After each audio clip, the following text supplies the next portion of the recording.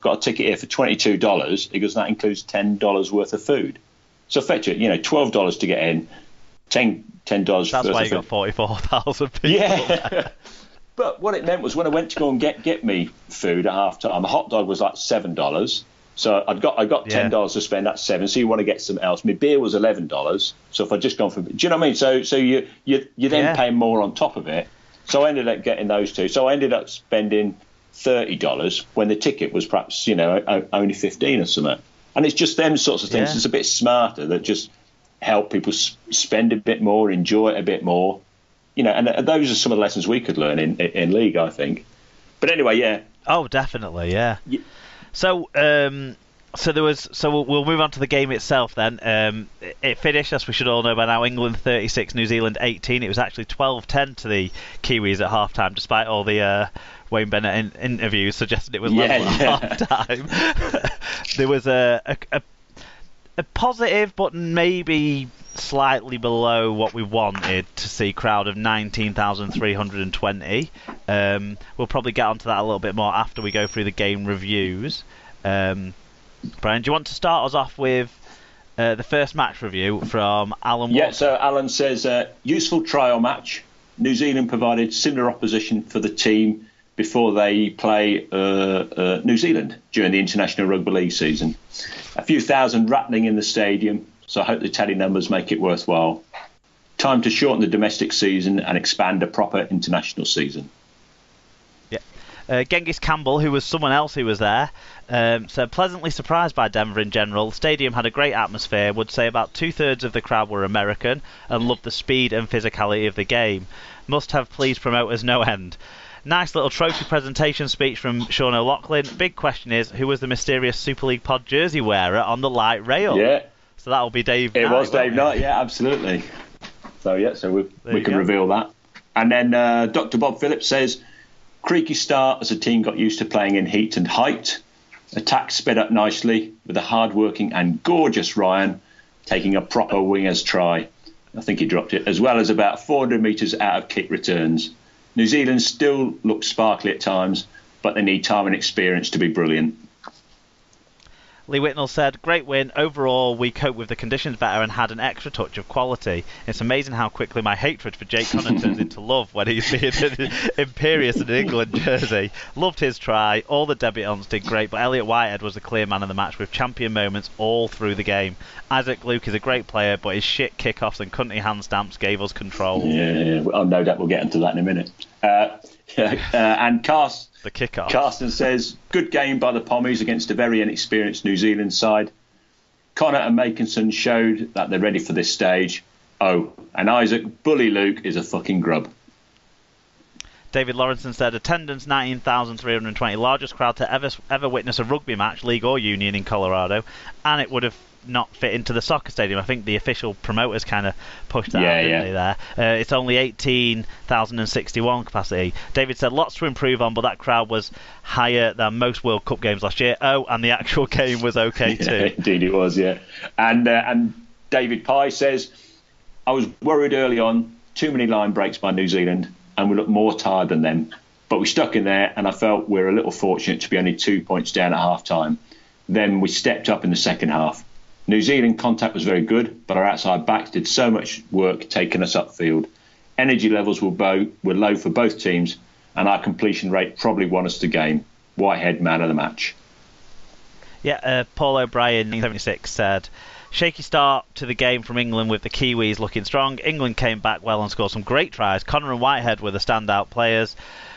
Good crowd despite the stadium looking empty, but we need to promote and grow this great sport. Yeah, so the action was, I absolutely loved watching the game. The first half was one-sided one way, then one-sided the other way, sort of, and stuff like that. Yeah, I thought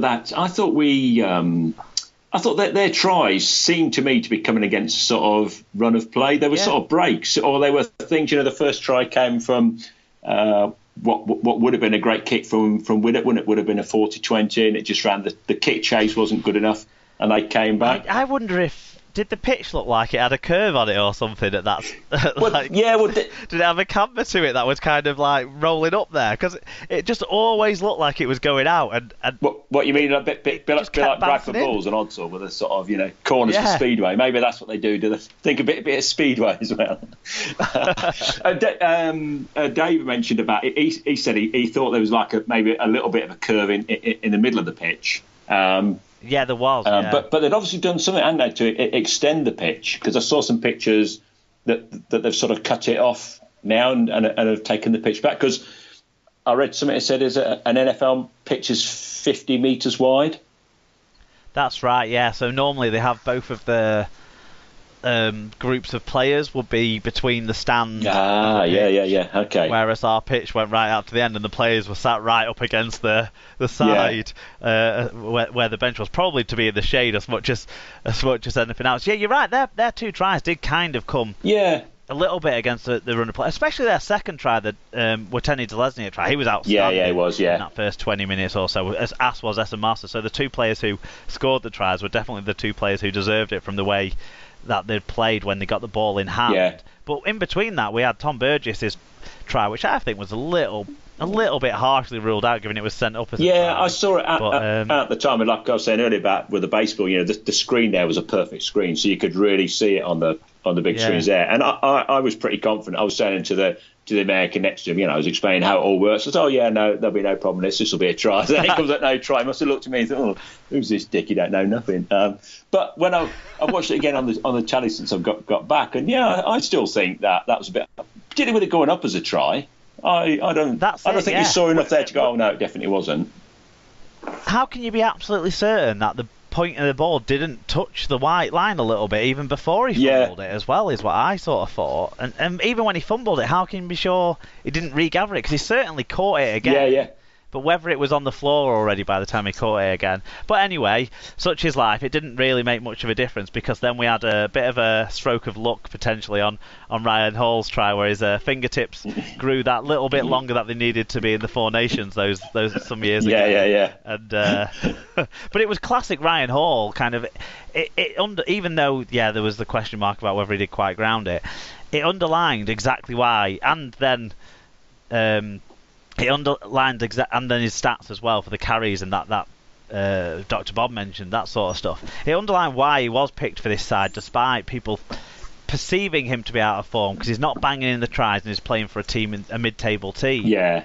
But it's Ryan Hall. He's an England player. Yeah, isn't he? Absolutely. I mean, you could see why Dr. Bob's got such a crush on him as a player. But it sort of annoys me a bit. Why people are always looking for tomorrow in terms of the England side. It's always about, we've got to build for the 2021 World Cup. Well, to me, the way you build for the 2021 World Cup is by having people like Ryan Hall in the squad and then introducing players like Tommy Makinson. And he then sees what he's got to overcome, how it's done, and then in a couple of years' time when Ryan Hall's, perhaps isn't available or whatever, then Makinson goes, right, now it's my turn. We haven't got to chuck these kids in at first go and then let them sink. It's when Leeds brought through the golden generation, they didn't win anything for a few years, and it was really off the back of bringing in some experienced players, experienced, proven quality players to surround some of those younger players with, that then led to them winning. And then by the time the next lot of young players like Hall and Watkins and people like that started to come through, those senior players now were those players who'd had someone else helping them along, and the similar things with like Wigan. We've brought in so many young players, but we wouldn't have stayed successful if it wasn't for the fact that you were bringing young players into a successful side and a successful setup. And it surely the same should apply for the national team. Just because they play less frequently, when we weren't doing it properly, it's when you got the split, didn't you, with the people from different teams not getting on and that sort of stuff. Whereas if you bring in one or two or three people into a established side and squad, that's got to be the way to go. Yeah, absolutely. And I think, because we don't play that many games. I mean, supposing we'd lost that one. Supposing we'd gone with, Richardson and O'Connor in the halves, and we'd gone with, Tom Johnson and Makinson on the wings. And do you know what I mean? And we'd gone for... Yeah. And we hadn't taken Graham or, O'Loughlin because they're not going to be around next time. And we'd got beat. Imagine how deflating it would have been before this series. Whereas now we're going to the series against the Kiwis. We talk about how far backwards we'd gone from the World Cup. Absolutely, yeah. So whereas what you got was, three new players went out there. Two of them played, O'Connor and Makinson. Both of them had really good performances. So they've now put pressure on some of the other players who perhaps weren't there because they're injured or whatever. And even Luke Thompson will have gained something because there was a couple who went to when we played Samoa last year who went out and didn't play, and people were slagging them off and saying, "Oh, why did they take them all that way?" Well, just in case, you don't want to just rock up with 17, as we found out when George Williams got injured. But actually, they learn if you're a professional player and you're spending a week in a great environment like that with a great coach, surrounded by real top quality players, and you're a younger player, you can't fail but to improve. If you don't improve, that tells you you're probably not going to be much cop, really, doesn't it? Well, exactly. And Jake Connor came off the bench, didn't he? Because Lomax picked up an injury. And if there was any player in an England shirt who maybe the performance could be questioned, it might be Johnny Lomax, because all I can remember him doing was missing a couple of tackles, then getting injured, whereas everyone else was outstanding. And Jake Connor exemplified that. I mean, he set up that Ryan Hall try with a wonderful cut-out pass. He then set up the Elliot Whitehead try that got us back to 12-10 as well just before half-time with a really well-timed ball. He did, yeah. Whitehead hit that like an absolute steam train. I mean, Whitehead's another one, kind of like Ryan Hall, that I think some people were questioning him because he's playing in a team that are in the bottom half of the table, or have been for most of the year. But every time I've seen the Raiders, he's been one of the best three players they've got. So he's in form, even if his team isn't in form, and he certainly showed it in this game, and he took great advantage of the field position there. Like, how did you feel the pattern of play in terms of the energy levels and that sort of stuff were going from that first half? Because watching it on the TV, it did feel that we were sharing out the effort a little bit more. All our outside backs, all five of them, got involved equally, whereas it seemed for the Kiwis that it was a little bit more that it was Watani Zalesniak and the two wingers, with the centres. Masters getting involved in the attacking third, but not in the defensive third. Plus, they kept Nelson Asafa Solomona on for the whole first half. Yeah, he was running and running, wasn't he? Rotated a little bit more. Yeah. Did you get a sense at the ground about the energy levels of the players? Yeah, I did. Obviously, when we got those sort of two tries back, when we were 12-0 down, I was thinking, oh God, this ain't going to plan. This wasn't quite what I was expecting. But I was thinking, we're on top here, but they've got the we're 12-0 down, and then when we got those two back, I got the impression I was much more confident then, and I felt that actually we looked like we were on top in that game. And you're right that I thought that we were really sharing stuff out amongst the whole of the team. And again, watching it back on the telly, the sort of Sofa was taking the ball in time again, wasn't he? He was. Whereas we were working right the way across the field. So I think that sort of helped, because when you look at our bench, it's not like we've got lots there for the exchanges of our forwards, was it? With Makinson and Connor on the bench. I think the plan always was to put Makinson on the centre and give Bateman a spell in the back row. To rotate through those guys, but obviously that went out the window when there wasn't as much manoeuvrability at the front end and stuff like that. Because but it still ended up that way in the end. Did, yeah. Because when Whitehead went off, he then moved in there, didn't he, to cover for him? He did, briefly, and that was when Makinson first came on, I think, and Makinson had a big role to play when Whitehead was back on the pitch in, for me, the first real wow moment out of England. The first two tries were decent, they were good. Ryan Hall's was mitigated by the fact that he probably dropped it, but otherwise it would have been wow. But this Elliot Whitehead second try for me was the moment of a great sporting weekend for England, because I thought the whole set-up play, the pass out of dummy half, O'Loughlin was gonna just pass it on and then realise, hold on a minute, the defence are lagging a little bit here, so I'll take a bit more out of them before I pass it.